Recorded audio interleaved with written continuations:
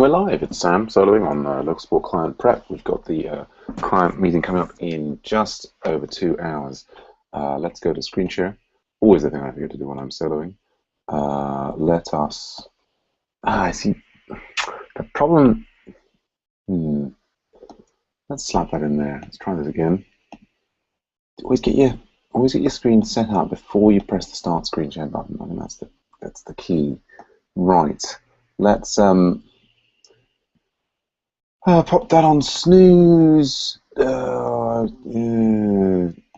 wish these were just maximized. Maybe I need to be on Mavericks. Okay, so let's have a look at the client meetings. Meeting 60. I think that was. Did I create that in preparation? I've got a little note there from. Okay, that was a note about a related. What's the word? Related effort. That we hear about these sort of things. Let's go. This is the previous meeting. Let's grab that, cancel that, leave that page, go meeting 60, edit meeting 60. Yeah, the Mercury editor seems to be much zippier now. That's good. So I think, right, yeah, I still haven't generated an invoice. I guess still haven't got to looking at that agenda. Yeah, let's look at the. So that was all done. That was done from last week. SSL certificates.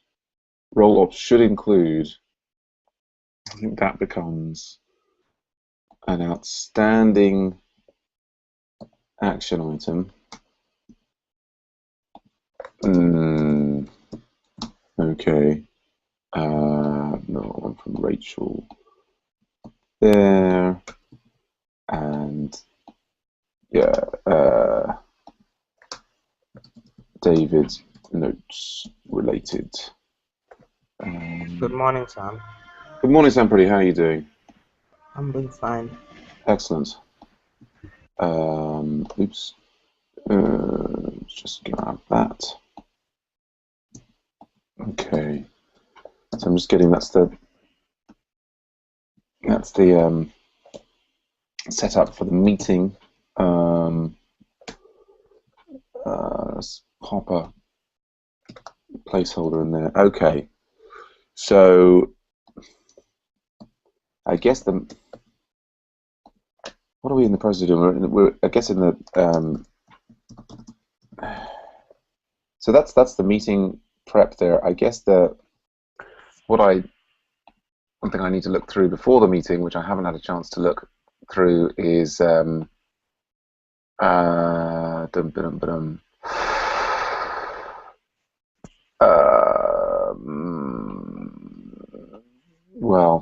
that's some other stuff from other people, but I've got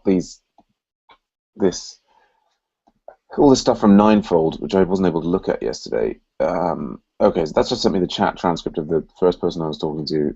Then I've got just general notifications, which I do. Let me say, I'm not a big fan of the style of these Ninefold like tickets and response to ticket things. I mean, I seem to have, in particular, I'm getting all of this email, but I can't see what's going on unless I go to Ninefold and then I have to log in. Why don't you just do a ticket for that in itself, like or a feature request if they have something like that? I think what they're doing here is they're breaking an HCI rule which says let people know, what is going on, but like give them, like Google does this thing when if you search Google, and I don't know, let's say like this. Basically, before you have a link, right, you get these little things. They're like little previews of what you might find down each information pathway that you might go. And so imagine how this would be different if you only had the title of the page and you didn't have how the word was being used in context. If we think about this interface as the same, right, what I'm getting is I'm just getting the titles. I don't know until I've clicked on this and then logged in and then clicked onto the ticket. And I've got to do about 6 clicks before I'm able to discover, you know, what it is, the information that's been added. Do you know what I mean? Like, there's Yeah, I get no it. information sent. I think that's very important to give people before they go down things. Is this the same thing with Heroku, or is Heroku better? Heroku, at least I think the formatting of their emails was nicer. Yeah, Um, this is just a text email. I'm just trying to see if I can find one of the old Heroku support. Yeah, and see, Heroku, they have the actual contents of the tickets are of what's changed. Like, and even though that sort of the history is in here, so you can kind of see what's going on, and you can kind of, oh right, and basically, if you know that you want to reply, you can click through, and if you've like, oh well, okay, you know, this person is telling me updates to follow. I've just by looking at the email, I've got the information, and I don't have to click through like 7 links in order to find out that information. That actually I don't need to do anything, kind of thing. So I think that's the kind of, we'd love to effectively give that feedback to Risa would be nice, because anyway. But so this one here, oh, this is a different. So then here, this is a ticket that somebody else created for me. Okay. And let's have a look here. So these are Slack notifications, which I think I've seen. Yeah, so that was Risa. Okay, and then I think, so what happened was Risa, let's get rid of all of these. We've learned that the migrations are automatically run. That's good. Actually, Sam, if you've got a free hand, could you, let me just paste these. Yeah, Could you invite these people in? sure, I have. Yeah. Are they from the MOOC? Yeah, I think they're from the Code Collective. Okay, so I'll just auto join to general and Yeah, I TikTok and think random. for these that they can find. Yeah, I would just have them for general and tech talk, and you know, they can kind of, Random, yeah. yeah. Okay, so that's those, and then Slack. I guess I want to get rid of the Slack notifications. Are kind of cluttering up my view here.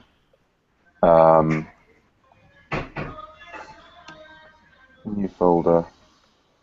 By the way, one more thing. Do you hear any background noise at the moment? There's a little bit of a sort of Okay, music going good. on in the background, but that's all right. Don't worry. Not No, disturbing. it seems like my mic is doing a good job.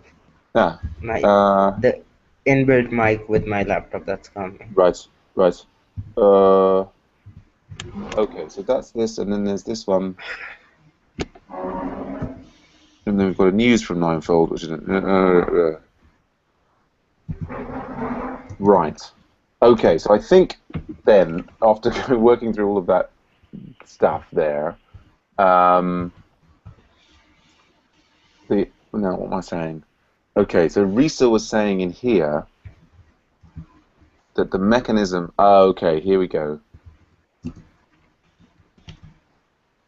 Now, is it so? Probably the best and simplest way to do the problem there at the moment would be to do it through terminal and or PG admin. This is what I do. Yeah, send the invitations. Thanks. Oh.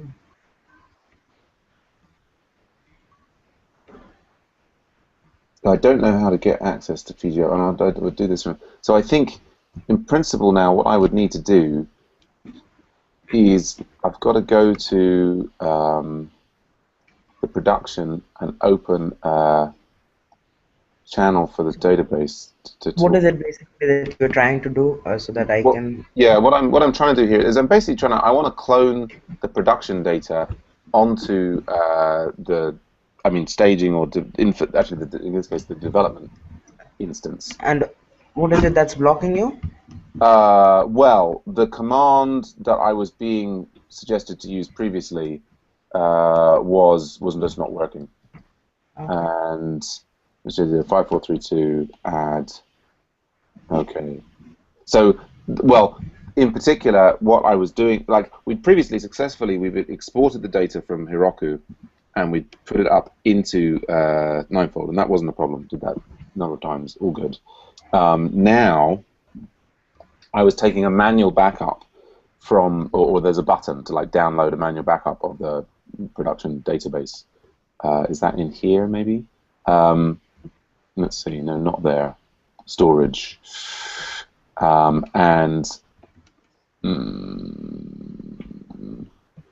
Where is it? Maybe they're just in the database, the initial database tab.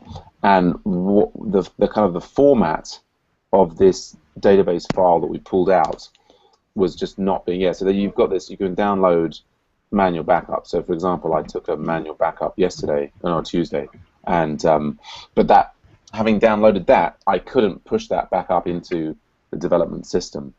Can you try that now, if that's possible? Well, I mean, what I'm going to do here is follow this. Okay. You know, this is the suggestion, because that previous one didn't work. I'm going to follow the suggestion from Risa. I should start exiting out of all these silly different windows, and let's get rid of that one. Did this one? Oh, did that get? That was that. Well, that was being pushed backwards and forwards. Yeah,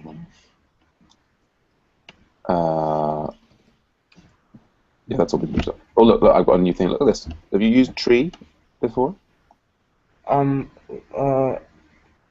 ZSH does it automatically for me. When you do LS? No, like I think there's some LL. No, there is some Alaya setup. I think it's LL for me. Right, okay. Cool. Yeah. Not for you. Yeah. This is the client just coming in. Okay. On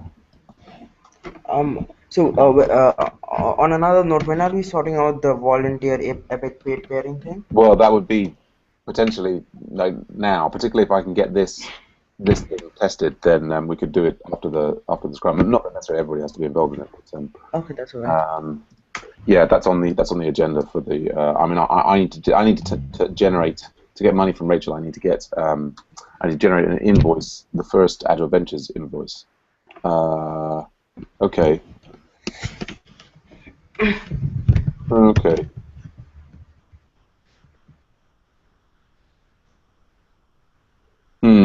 Okay, so another issue there. All right. Don't know what that is. Okay, I'll have to look at that one. Okay, so I was just trying to get up to get rid of all of these different windows. It's getting too much.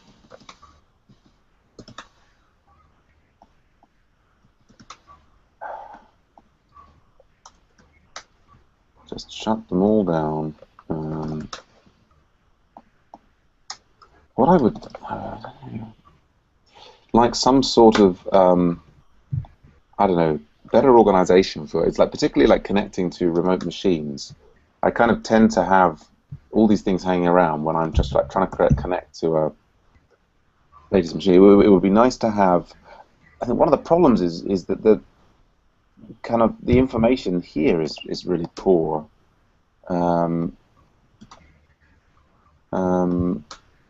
What was it? I mean, this was the things that we were trying to do before, right? So there we go. So actually, that's all of the. Another thing that comes up, I mean, like when you are recording all these everything like live, I mean, we need to be more careful about your like secret credentials, because you just exposed your AWS credentials live. Where? Which one? Now you were switching terminals, and on one of the terminal there was this AWS end key. So I'm just saying, like. Yeah, but that's a local alias just on my machine. So that's not a credential when I do SSH, AWS, EDS. You know what I mean? Yeah. Yeah, I mean, it's definitely, I mean, it's a general concern. You know, I guess I'm, you know, it's yeah, we're kind of letting it all hang out. But anyway, so this was the this was the thing that we were trying to do and the errors that we were trying to get. But so if we go back here, so this now here, so IP address is the IP address of the database. Yeah, I mean, just by showing the IP address of the database, where, you know, that's a potential security floor network. I mean, it's kind of it swings and roundabouts against what's the benefit from making the things transparent versus the danger that someone's going to come in and bash us up. And I tend to lean on the more lenient side, as you know, my Twitter and Facebook accounts getting hacked indicates. But so now we've got -u. That's app is the user, and then data. I'm end up being unclear about the database name. Like she's got this -n postgist there. I'm still not sure what our database name necessarily is. I mean, we've got what's this? Yeah, we've got db. Where's database.yaml? This config, is it? Database.yaml. It's see, we've got different.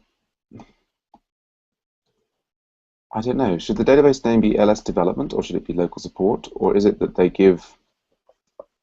No, the database. I think the database name should be. If you go back to the pg restore command, I think the database name was Yeah, there. we had that there. I think it's maybe it's this thing. Yeah, I think the app name maybe. Yeah, right. So this is the database name rather than the app name. But so then postgit. I don't know what the postgit. Anyway, that there. So this would be invalid Yeah, option. Sorry. Nothing. Okay. So it says invalid option -d. Yeah. What you might want to do is like try this. Just remove the -d and then switch shift the database name to the end just before the greater than sign. Because like in the MySQL dumps that I've done, usually the database name is at the end. Oh, okay. So, yeah, just before that.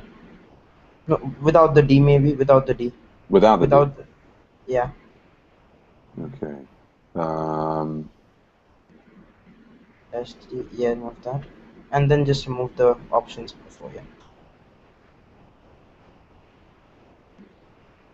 Okay, and then right. So we have a database password. So where's the password gone? I have to go back up to the. It's annoying. It's in the options maybe. I don't know. It's on the it's on the page in the database page in Ninefold. Okay. Failed. Okay, database app Haro CN production 4E82 does not exist.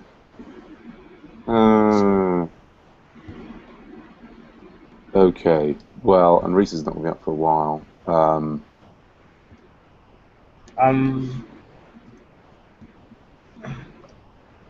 Can you go back to the app page, or the page where it lists the database? This one. I mean, this is our database. I can't see the screen. No? I know, I can see it now. Yeah. So if you click, so if we click now click on the click on the database servers, because it seems like that is a database server. So and then this is the name of the database server here. So I mean, I think that's different than the name of the database. Maybe. Go to the options or maybe the live view. If live view, yeah. I mean, I sort of assume that the database is local support, or it's like I guess. I mean, you know, the. Yeah, that might be it, like ls_production. Try that. The funny thing is, if I download the ls_, yeah, well, no, I guess that will work for that, because even the thing is development. Yeah, it's set up in the config/database.yaml. So. No, maybe I have the wrong thing on that. Live view. Oh, look, there's a login. Interesting. Okay. But see, now I want to see what's annoying here is what I would like is clicking on this would take me back to the database view in the thing, but I have to go back up to the production view, but in order to get back to see the database view to get the get the password that I don't know. Yeah, so that doesn't ls production doesn't exist. Oh, okay. No, I think it's ls underscore development. Like the database name is specified by the conflict database YAML, right? So, Yeah, but that doesn't mean, we don't know what happens on the ninefold side. What they do. They can sort of change it after the fact. but that might break our Rails app, right? Oh, look, no, but look, see here, we've got a different error message. This is, I think it is local support. But so here, pgdump server version 9.2.8, pgdump version 9.1.9, Okay, pgdump so aborted because of server version mismatch. So it seems like what I need to do is do, I don't know, brew upgrade pgdump. I don't know if I can do that. Yeah. Does that mean I need to upgrade Postgre from here? Because I've got some version of Postgre. What have I got here? 9.2. That's a completely different version. If I do pgdump minus...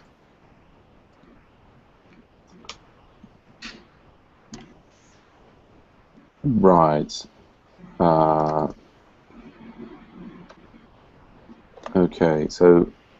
oh, it seems like a problem on your local end, not Yeah, with my yeah. Upgrading pgdump on OSX. But I noticed that Yeah, oh, there is a huge recursion of the Slack noises between you and me. there's a lot of... I'm not hearing any Slack noises, actually. Are you hearing Slack noises? Yeah, I think it's me. Oh, it's me probably because I have multiple windows open, so never mind. Oh, not to worry. Yeah, I turned off all the noises as much as I could. So I guess either brew... Can I do brew upgrade? Postgre QL. Oh, okay.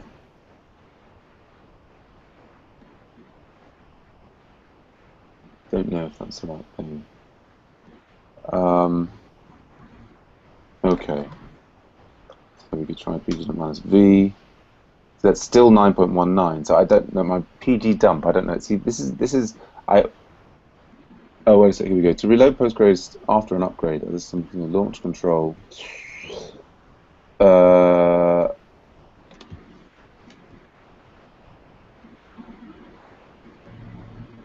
don't know if that's going to have any effect on my pg dump version. No. I mean, it's funny here that, like, I just type pg bump and it says server version 9.2.4.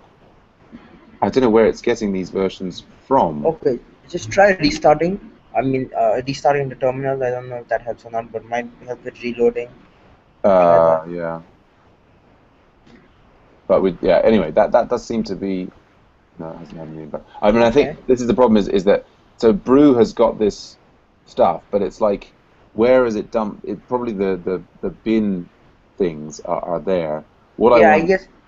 Yeah. What you could just do like users local seller PostgreSQL 9.3.4 bin, and then there might be a PG dump under that. Yeah. Like there might be a What PG would dump. be nice would be to make sure that all of these things, because that's Yeah, there you 9.2.4, go. but then the server version is 9.2.4. But anyway, Okay. we can try. Now let's go back up to... So we seem to be making some progress with this one. Okay, so Uh, I guess what you could do is like since the old version isn't uninstalled, in that path you could just replace 9.3.4 with 9.2.4. well, we'll just see if this. We'll see if this one. Oh, no, I have to go and find the ninefold Yeah, password again. why don't you just keep that in the clipboard, the Well, 9.2? I was doing other things in the clipboard, such as Oh yeah, getting... right. Yeah. Uh, like so. Okay, that might actually be working, and it's also time for Scrum. So I guess we'll need to stop this hangout and create another one. Thanks for your input there, Sampari. I'll see you in the Euro Scrum. Bye for now.